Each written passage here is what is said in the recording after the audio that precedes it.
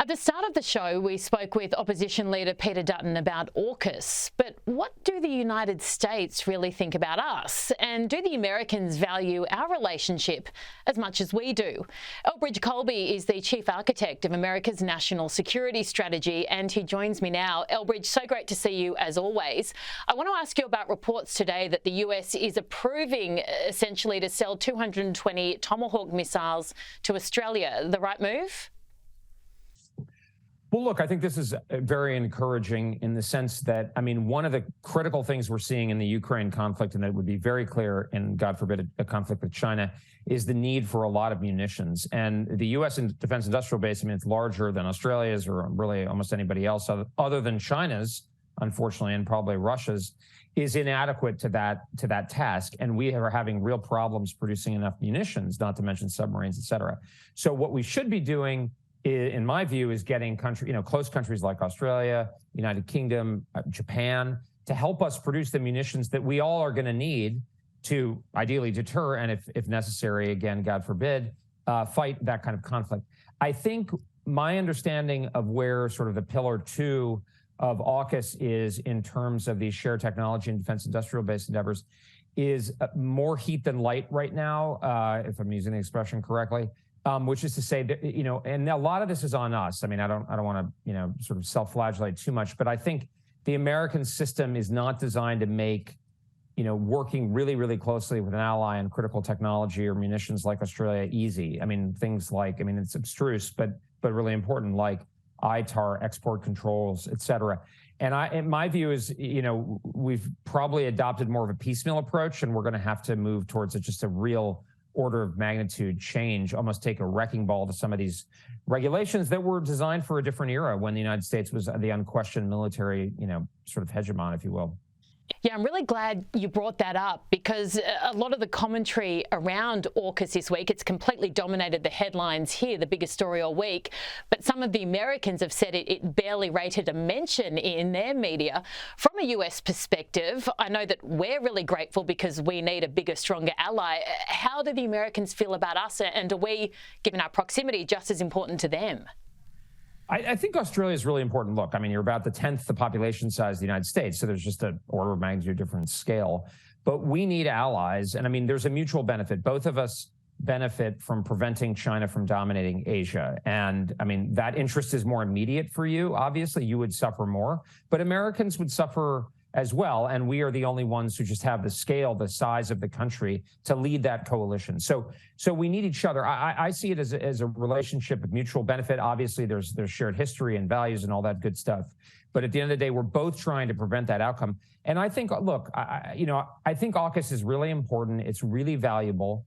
I think the question will be in the implementation. I mean, there's a lot of moving parts. It's ambitious. It involves a lot of coordination over multiple administrations in both of our countries, as well as the United Kingdom. So I think that's going to be the issue. And I'm concerned on the American side that we make the real investments in the defense industrial base, and particularly the submarine industrial base, that are necessary to actually make this thing a reality in a way that's mutually beneficial. Because it would be great if there are more American submarines, more Australian submarines that are more highly capable. That is a win-win. But we can't sort of take it for granted and pocket the gains like we've already achieved that. Former Prime Minister Paul Keating has been scathing of this deal, and he says, and purports it as fact, that China is not a threat to the US, to Australia, to anyone, basically. Is he completely off the mark here? Yes, candidly, completely off the mark.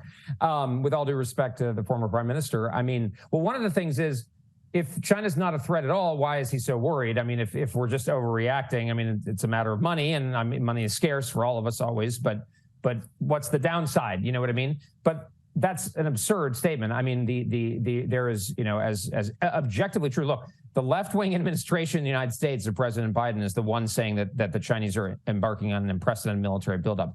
It's their senior representatives, not just the military officers, but the political appointees, saying China is, I mean, it's now the official position of the U.S. intelligence community that Xi Jinping has instructed the PLA to be ready to invade Taiwan by 2027. And you can go on Google Earth and see that they're doing target practice on what are clearly the outlines of American and Japanese, forces. And I surmise that there are ones that you could probably identify as Australian if you looked hard enough. I can't confirm that, but it wouldn't surprise me.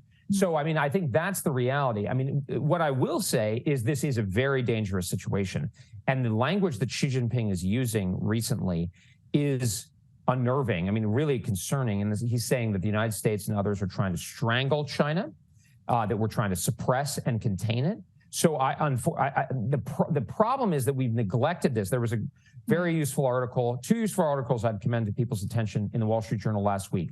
One was by Michael Gordon on how much difficulty we've had focusing on the military threat from China. The other was on our policy on the South China Sea in the 2010s. And both are, you know, they're a catalog of failure in a lot of ways. And I played a role, I tried, but I was obviously not as successful as I had hoped in the Pentagon. But I think this is sort of, we have now got to a point where we have to take dramatic action. It's almost like we need to have open heart surgery to save the problem. And that's dangerous in the sense that we need to prepare ourselves together and work with countries like Japan in ways that, frankly, are going to be provocative to China. So we have to be conscious and strategic about where we do take on those provocations, but we can't neglect it because the worst situation will be abject weakness where the Chinese will have essentially every incentive to run the tables on us.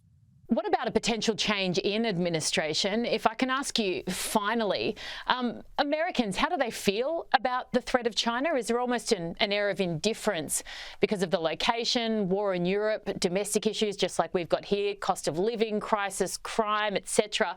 Where does the threat of China rank in their minds? And what happens if there is an administration change, i.e. the Republicans are back in power? Does AUKUS and the importance of it remain? I think on your last question, absolutely. I mean, it would be my guess, you know, who knows? But I mean, that's certainly my surmise. I see every evidence of that. What I would say about Americans is, I mean, I think there is a strong, widespread sense that China is a major threat. But I would say that the consensus so far is pretty superficial. And you see this in things like the China Committee led by Congressman Gallagher, who's a very able, articulate, thoughtful guy, as well as his Democratic co-chair. But it's a little bit, so far, we haven't seen too much evidence. I mean, we haven't seen fundamental overhaul of the Defense Department, with some exceptions, to orient on China. We haven't seen a fundamental overhaul of our industrial base. We've seen, you know, the CHIPS Act, but I mean, you have Morris Chang laughing at it literally to Nancy Pelosi. So I think thus far, it's I don't want to say it's a talking point, but it's largely rhetorical, and that's actually quite dangerous. Now, I will say that Republicans identify China as the top threat much more than Democrats. So I think, it would stand to reason that a Republican government administration in the executive branch would be more focused on China.